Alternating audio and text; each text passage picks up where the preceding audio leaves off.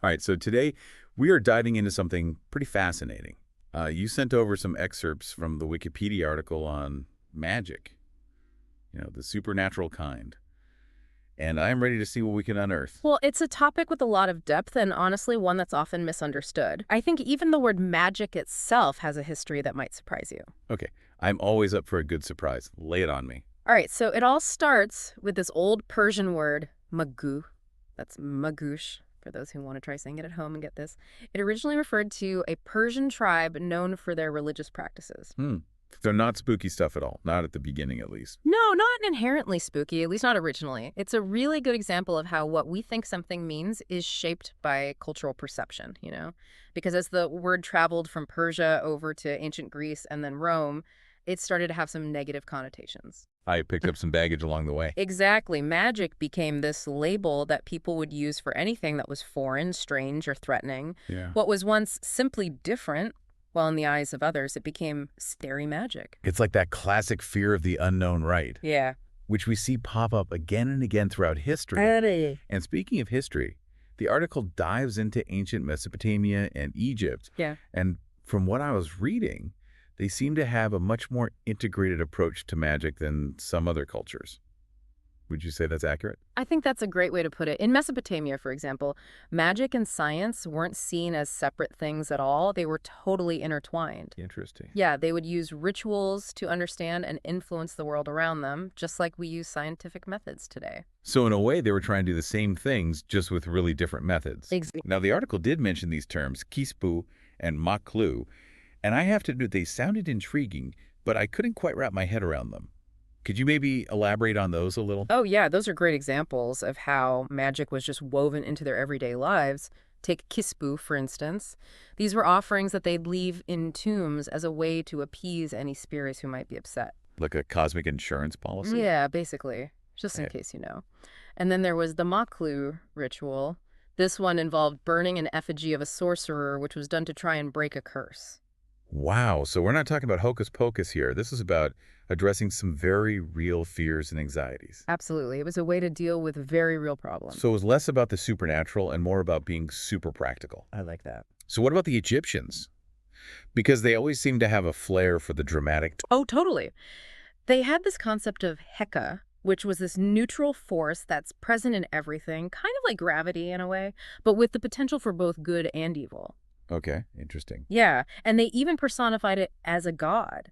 And this idea that you could channel power directed even through words is a core concept in a lot of magical thinking. And it's something we still see today, too. Right. Right, like the idea that words have power is everywhere, from affirmations to the belief in the power of prayer. Exactly. And you see this belief reflected in their ancient texts, like the pyramid texts and coffin texts, which are full of spells and incantations. So for them, these texts weren't just stories. They were like instruction manuals. That's a great way to look at it. But even with these complex systems of magic in place, things began to change with the rise of Christianity, didn't they? Yes, they did. Early Christians had a very different outlook. They demonized magic, linking it to paganism, and the devil. Judaism and Islam had their own more nuanced perspectives, but this negative association that the Christians propagated really took hold in the West. It's interesting how that label magic can be used as a way to control something, to dismiss it.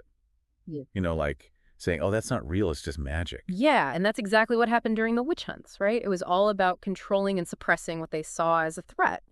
But it's not like everyone always saw magic in a negative light. The Renaissance actually saw this revival of what they called magia naturalis. Magia naturalis. Yeah, basically it was a more neutral way of looking at magic. They saw it as this force of nature, not necessarily something evil. So they're trying to rebrand magic at the same time that the witch hunts are going on.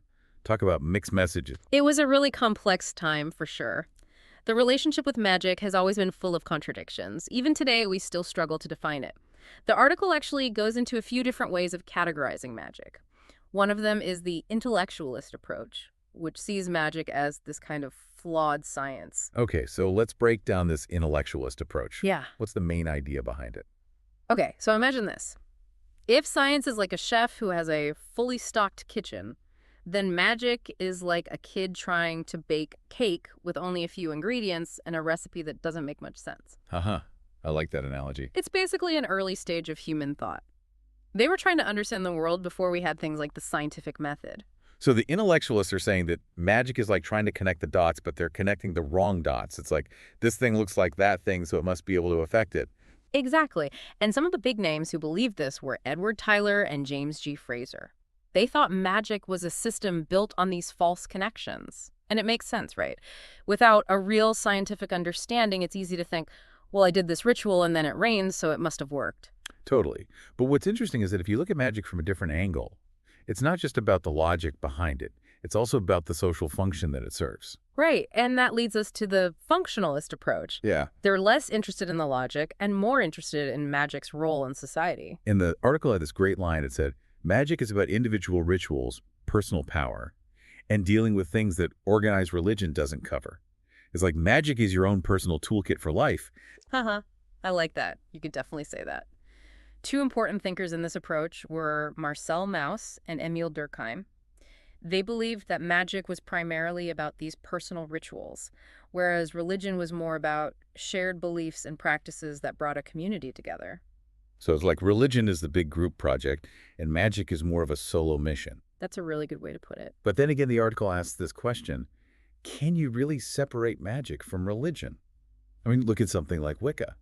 They have group rituals that they consider to be magical. You're right, it's a really blurry line. Wicca is a great example of how those boundaries can get really mixed up. It shows that even when it's practiced in a group, magic can still be about personal empowerment and feeling connected to the natural world. So it seems like it's not just about the magic itself, it's also about how people understand and interpret it.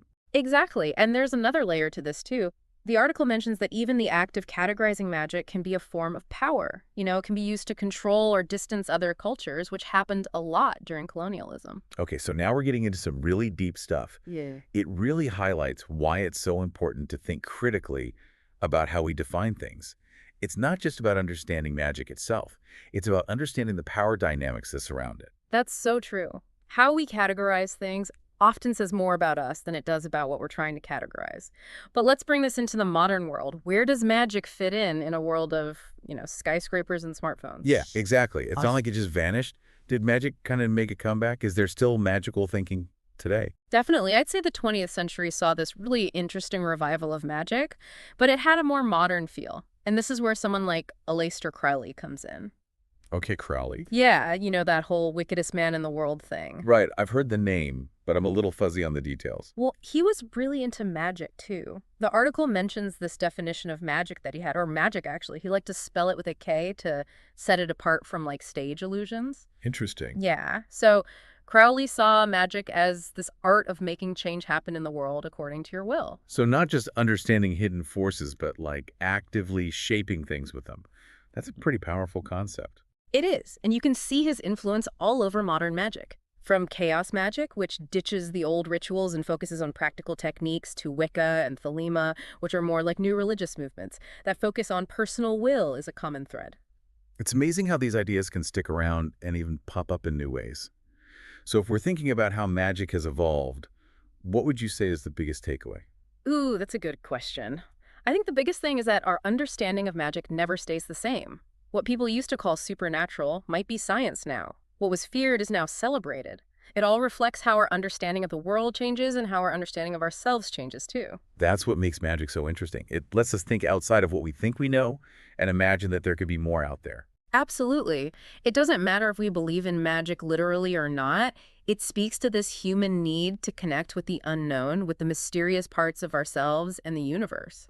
This has been an amazing journey. We've covered so much ground, from those ancient rituals to modern mysticism, all through the lens of magic. What a deep dive. I know, right? It's always exciting to explore these parts of history and thought. And for everyone listening, let us know what you think. What does magic mean to you? Where do you draw the line between what's real and what's superstition? Keep those questions coming. Until next time, stay curious.